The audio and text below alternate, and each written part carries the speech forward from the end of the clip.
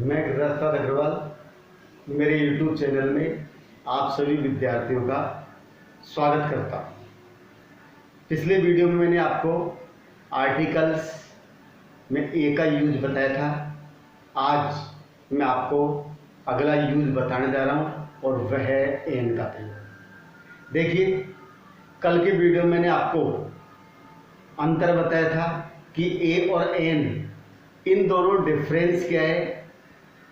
अंतर केवल इतना सही है कि ए का प्रयोग कॉन्सोनेंट साउंड में होता है और एन का प्रयोग वोवल साउंड में होता है। समानता क्या है? समानता ये है कि ए और एन दोनों का यूज हम केवल सिंगुलर नाउन के साथ करते हैं, लेकिन अब दोनों अंतर क्या रहा है? सिंगुलर नाउन में यदि कॉन्सोनेंट साउंड देता है तो हम ए का यूज करते हैं और वोवल साउंड देता है तो एन का यूज करते हैं। आज हम एन के उस यूज के बारे में बताऊंगा। देखिए क्या है यूज ऑफ एन। लिखेंगे एन का प्रयोग भी केवल सिंगुलर नाउन, एन का प्रयोग भी केवल सिंगुलर नाउन से पूर्व करते हैं।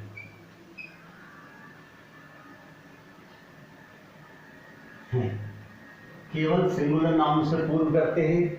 इसका प्रयोग, इसका यूज निम्न प्रकार करते हैं। इसका यूज हम निम्न प्रकार करते हैं। कहां कहां पर होता है जो मैं आपको पहले बता चुका। कॉन्सोनेंट साउंड में ए और वोवल साउंड में एन। अब हम लिखेंगे इसमें पहला,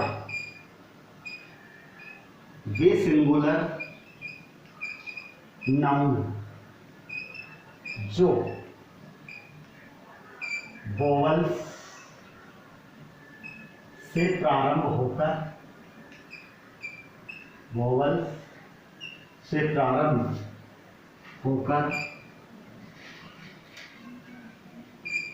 वोवल्स की ध्वनि देते हैं।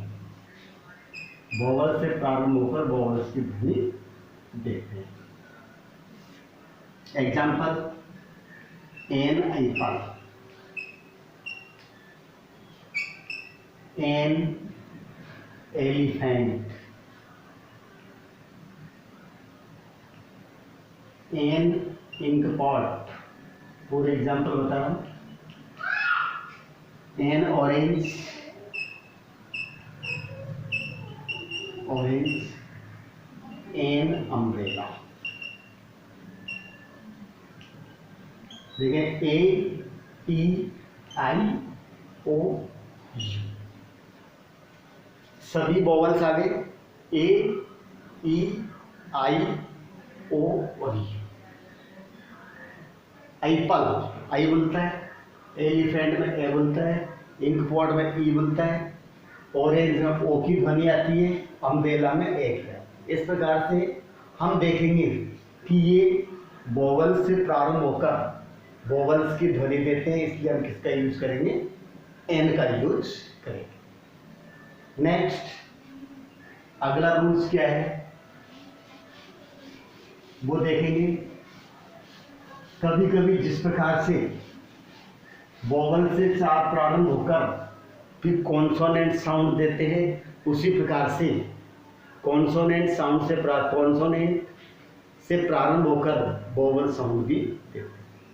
लेकिन इसमें ज़्यादा नहीं है, केवल एक कॉन्सोनेंट ऐसा है जो वोवल साउंड देता है, इसलिए हम इसमें लिखेंगे दूसरा यूज, जब एच की ध्वनि, एच की ध्वनि वोवल से प्रारंभ हो, यानी शुरू एच से होगा लेकिन साउंड उसकी क्या है, वोवल से होगी। तब हम एन का यूज करेंगे, जैसे an honest man, an honest man, H से प्रारंभ हो रहा है लेकिन ए होनेस्ट नहीं बोलता है, ये बोलता है ऑनेस्ट, इसलिए एन का यूज हुआ है। An hour, H O U R, an hour. इस प्रकार से एच की ध्वनि क्या बन रही है, वोवल साउंड से प्राप्त। थर्ड, तीसरा यूज क्या है हमारा, शब्दों के संक्षिप्त रूप, शब्दों के संक्षिप्त रूप जो वोवल साउंड से प्रारंभ हो, साउंड से प्रारंभ हो, वोवल साउंड से क्या है वो प्रारंभ, जैसे an, M L A, M L A. अब प्रारंभ किससे हो, साउंड एम कॉन्सोनेंट है लेकिन उसका प्रोनाउंसिएशन ऐसे हो रहा है, comma an M P, an L L B. इस प्रकार से शब्दों के संक्षिप्त रूप है, इनमें हम किसका यूज करेंगे, एन का। और M L A, M P वगैरह ऐसा है, ये तो अक्सर क्वेश्चन में आता रहता है, तो ध्यान रखेंगे एम एल ए में किसे यूज करेंगे, एन का यूज करेंगे। इस प्रकार हमने देखा कि ए और एन ये दोनों ही आर्टिकल्स ऐसे हैं जो सिंगुलर नाउन से पूर्व यूज किए जाते हैं, लेकिन अब जो आर्टिकल मैं आपको बताने जा रहा हूँ वो सिंगुलर और प्लूरल सभी से पूर्व होता है, और ए और स्थान के ऊपर यूज होता है, लेकिन इसका यूज निश्चित नियमों के आधार पर होता है, क्योंकि वह एक डेफिनेट आर्टिकल होता है। और डेफिनेट आर्टिकल वही होता है जो निश्चित नियमों के आधार पर यूज किया जाता है तथा उसके स्थान पर हम किसी दूसरे आर्टिकल को यूज नहीं कर सकते। इसलिए अब हम दा का यूज करेंगे। देखिए हम लिखते हैं यूज ऑफ दा, यह है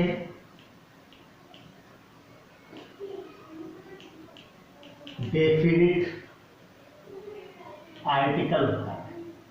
पहले ही बताया मैंने, दा जो है ये हमारा डेफिनिट आर्टिकल होता है, और डेफिनिट आर्टिकल निश्चित, इसका यूज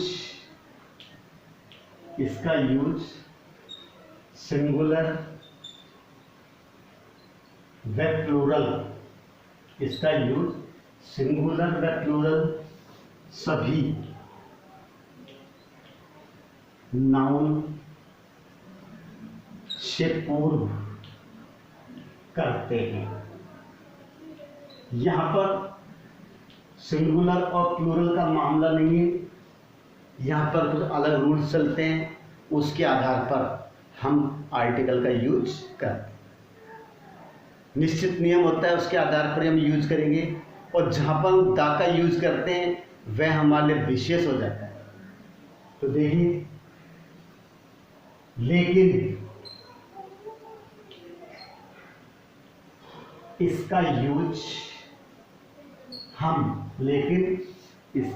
हम निम्न नियमों के अनुसार करते हैं, निम्न नियमों के अनुसार करते हैं, निम्न नियमों के अनुसार हम करते हैं। और लेकिन इसका यूज हम निम्न नियमों के अनुसार करते हैं। बहुत सारे यूजेज है, कुछ मैं आज आपको अभी बताने दे रहा हूँ, शेष मैं अगले वीडियो में बताऊंगा। देखिए, पहला, वह वस्तु जो संसार में एक हो, वह वस्तु जो संसार में एक हो, उनसे वह दा का यूज करते हैं। यानी पूरे वर्ल्ड में एक ही है, उसके समान दूसरा नहीं। इसका मतलब उसको हम कहते हैं unique things, UNIQUE, unique things. इसका मतलब होता है अद्वितीय वस्तु, जिसके समान कोई दूसरा न हो। जैसे the sun, the moon, the earth, the sky, the world, ये सब एक यूनिट है। वह वस्तु जो संसार में केवल एक है। अब बताओ, इनमें से कोई वस्तु दूसरी है क्या? संसार में चंद्रमा में कोई दूसरा है? नहीं है, इसलिए हम इसका यूज करते हैं डाटा। नेक्स्ट, सेकंड यूजेस का देखिए, चारों दिशाओं के नाम से पूर्ण। हम देखेंगे चारों दिशाओं के नाम से पूर्ण।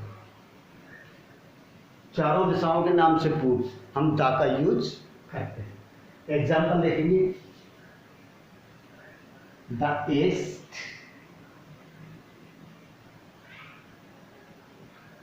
The west, the north, the south. हो गए चारों दिशाओं नाम से पहले। तो दूसरा यूज क्या है? चारों दिशाओं के नाम से पूर्व। द ईस्ट पूर्व, द वेस्ट पश्चिम, द नॉर्थ उत्तर, द साउथ दक्षिण। इस प्रकार से चारों दिशाओं नाम से पहले हम किसका यूज किया है? दा का यूज करते हैं। एक यूज और मैं आपको बता रहा हूं,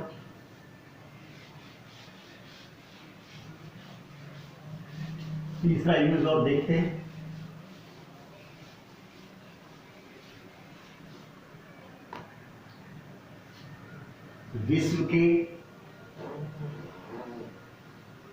विश्व के प्रमुख धर्मों, संप्रदायों व धर्म ग्रंथों के नाम से पूर्व है। धर्म ग्रंथों के नाम से पूर्व, धर्म संप्रदाय धर्म ग्रंथों के नाम से पूर्व। जैसे द हिंदूज,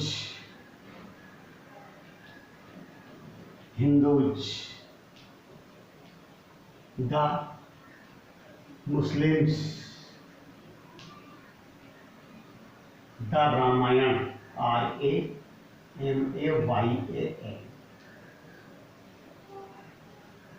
द कुरान। इस प्रकार से विश्व के प्रमुख धर्मों, संप्रदायों व धर्म ग्रंथों के नाम से पूर्व ये दा का यूज करते।